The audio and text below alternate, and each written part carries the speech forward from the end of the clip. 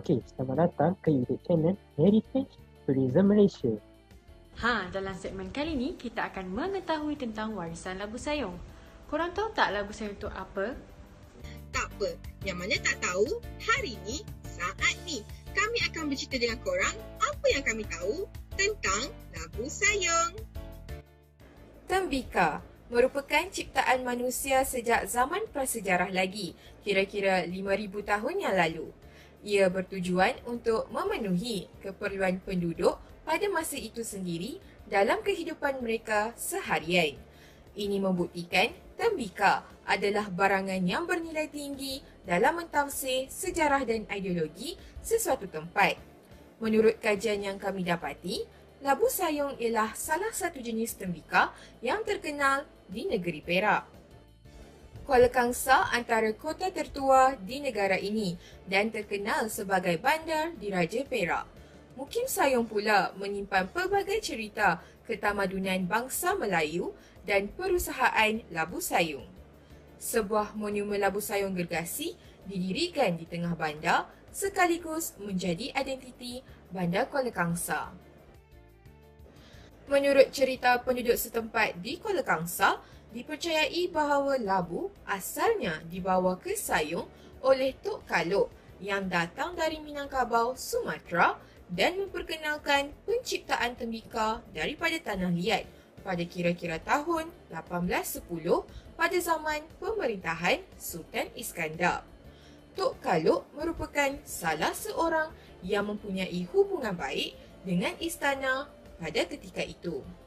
Tok Kalok telah dianugerahkan tanah oleh Sultan di Kampung Kepala Bendang di Mukim Sayong sebagai menghargai kebolehannya dalam membuat hasil pertukangan seperti pedang, parang, keris dan juga tembika yang banyak membantu penduduk setempat dan negeri pada ketika itu. Sejak dari itu, Tok Kalok terus mengajar penduduk setempat membuat Labu Sayong. Lama-kelamaan, penduduk di kampung tersebut pandai membuat labu sayong dengan sendiri sehingga ke hari ini. Ada juga yang bercerita tentang sejarah labu sayong ini. Salah satunya ialah daripada pengusaha labu sayong iaitu Encik Muhammad Parib Zamri dari KZ Craft Enterprise. Beliau menyatakan bahawa sewaktu zaman nenek moyang beliau, asal pembuatan labu sayong adalah berkaitan dengan pedagang-pedagang pada zaman dahulu dari luar tempat seperti China dan India membawa produk mereka masing-masing dan berdagang di tanah Malaysia.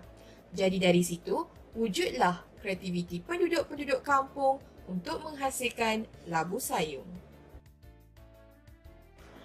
Labu sayong merupakan sejenis bekas tembika labu berwarna hitam yang merupakan produk perusahaan dari Kampung Kepala Bendang dalam Mukim Sayong, iaitu sebuah desa yang terletak di daerah Kuala Kangsar, negeri Perak, Darul Rizwan.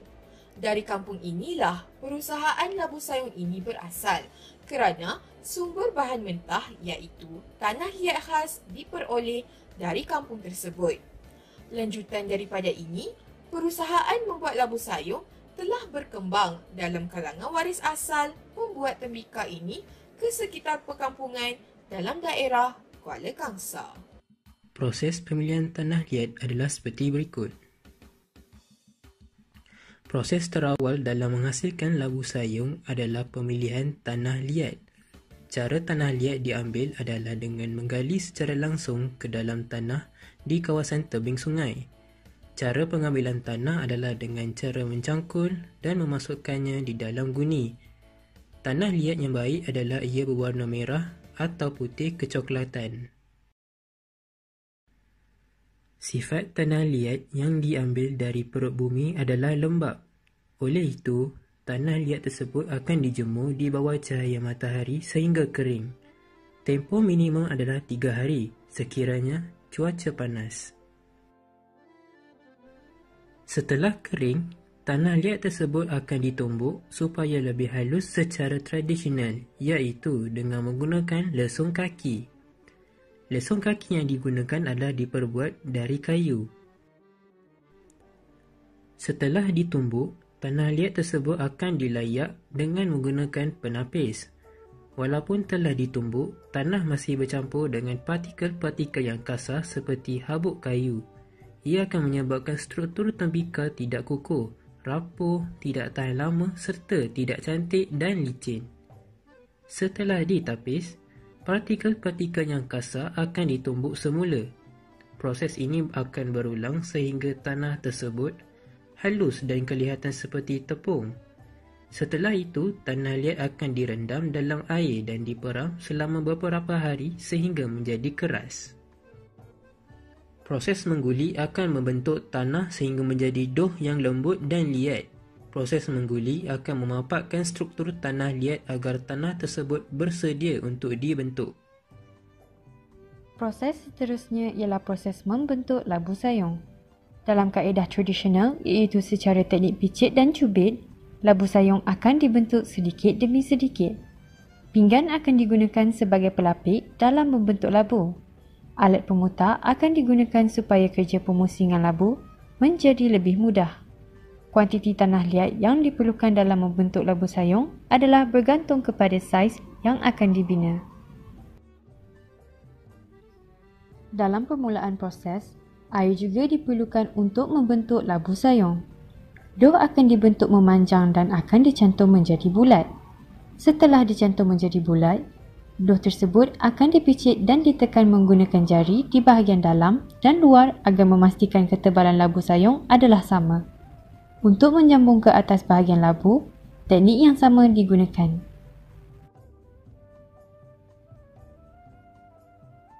Selepas itu, badan labu tadi diketuk menggunakan kayu khas untuk memampatkannya.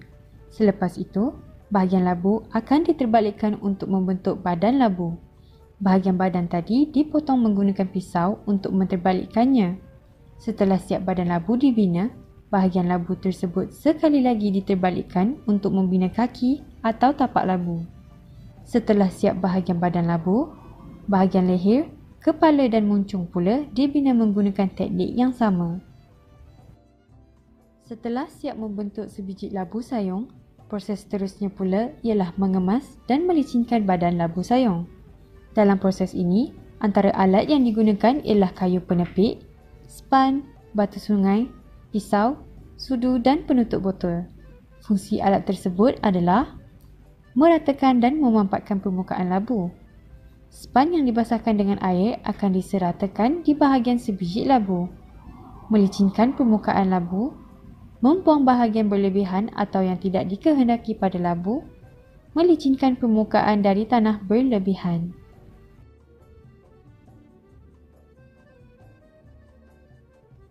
Manakala bagi kaedah moden pula adalah teknik acuan. Menurut Cik Win, teknik acuan ini dapat menghasilkan banyak produk labu sayong dalam satu masa. Terdapat beberapa proses yang terlibat dalam menghasilkan labu sayong dengan menggunakan teknik acuan ini. Pertama, tanah liat, air dan sodium perlu dicampurkan ke dalam mesin penghancur untuk menjadi bancuhan tanah. Kemudian, tapis dan tuangkan bancuhan tersebut ke dalam acuan dan biarkan selama 2 hingga 3 jam. Selepas bahagian tepi mula mengering, tebuk sedikit lubang di atas untuk mengeluarkan cairan yang berada di tengah dan keluarkan labu sayong tersebut daripada acuan. Labu sayong yang telah dikeluarkan dibiarkan selama sehari kerana tanah masih lagi lembut dan tidak boleh dilicinkan dan diukir. Seterusnya ialah proses mengukir labu sayong. Labu diukir ketika masih dalam keadaan lembut. Kebiasaannya, motif yang diukir ialah menggunakan bahan dari alam sekeliling. Ragam hias labu sayong bermotifkan alam semula jadi dan alam benda seperti bunga padi, pucuk rebung, bunga cengkeh, bunga tanjung, bunga pecah empat, bunga kedudut, huruf X dan huruf X. Motif-motif pada labu sayong mempunyai makna atau simbol. Antaranya ialah bunga pecah empat dikaitkan dengan kejadian manusia dari unsur alam, iaitu tanah, api, air dan angin. Manakala bunga tanjung bermaksud tanda selamat datang. Setelah labu sayung siap diukir, ia perlu dijemur supaya keras. Tempoh penjemuran ini mengikut keadaan cuaca semasa. Walau bagaimanapun, jemuran tersebut jangan dibiarkan sehingga labu menjadi putih. Setelah labu yang dijemur sudah keras dan kering, ia akan melalui proses pembakaran. Labu tersebut dibakar selama beberapa jam hingga benar-benar keras.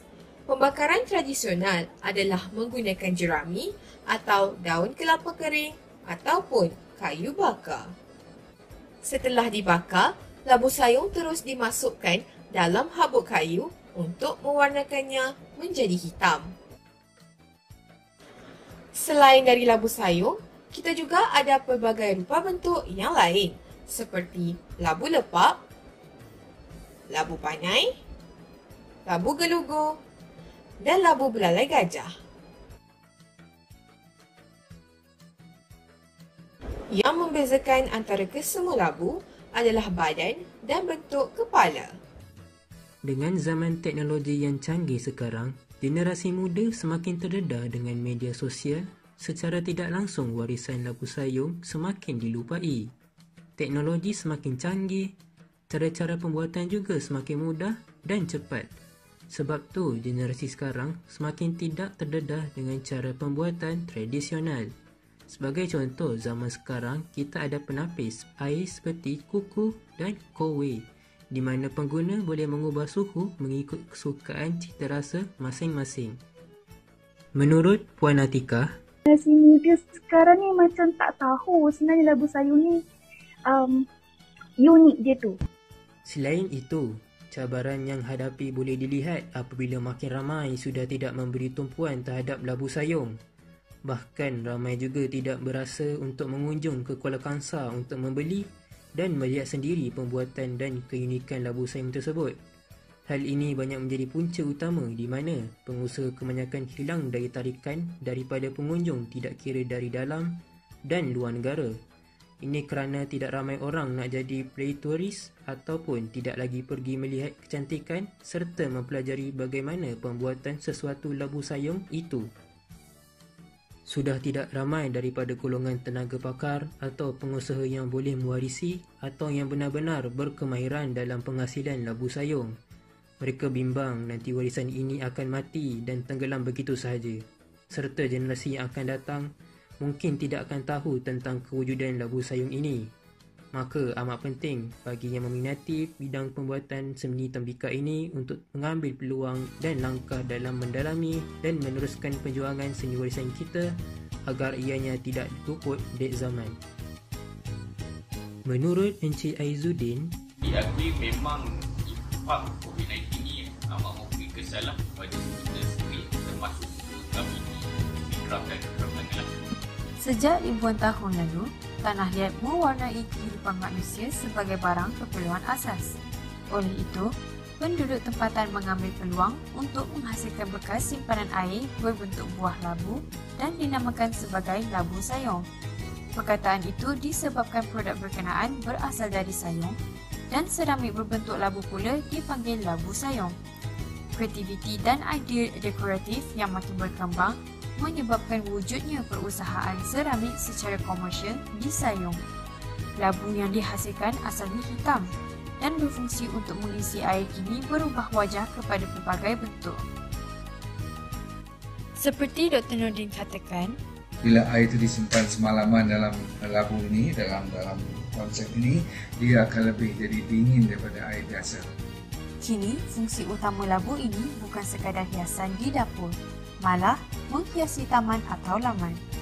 Bentuk dan kegunaan labu sayung juga mengalami anjakan baru menerusi rekaan khas. Ia mendapat permintaan tinggi untuk dijadikan bekas telur sebagai cendera hati pada majlis perkahwinan. Bekas ini dibentuk dan diukir dengan teliti menggunakan motif ukiran tradisional seperti bunga tanjung, daun buluh serta senduduk. Produk yang dihasilkan ditambah nilai bahan baku. Hiasan permukaan yang dipelbagaikan dan kelihatan juga saiznya yang berbeza-beza. Ini membuktikan peredaran waktu bukan sahaja mengubah bentuk, malah mengubah seni dan fungsi dengan bantuan teknologi baru. Dari sehari ke sehari, teknologi menemukan manusia dengan pelbagai bahan baharu yang lebih baik dan tahan lama untuk digunakan sebagai bekas penyimpanan atau masakan.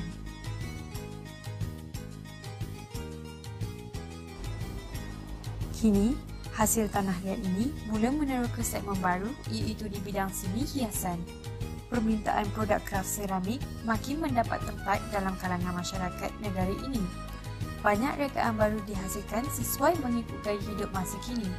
Dalam kerancakan permintaan produk hiasan lain, kraft seramik tidak ketinggalan turut bersaing sebagai pelengkap untuk kegunaan harian dan perhiasan.